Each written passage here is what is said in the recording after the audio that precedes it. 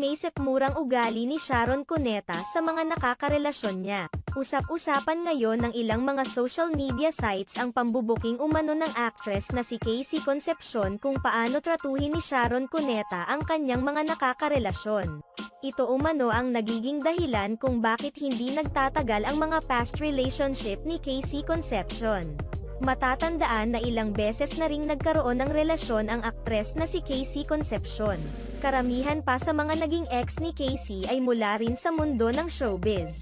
Subalit, hindi naman nagtatagal ang mga relasyon nila. Ayon sa aming nakalap na impormasyon, nagbigay na ng close si Casey Concepcion sa hinggil sa totoong dahilan kung bakit hindi na uuwi sa happy ending ang kanyang mga past relationship.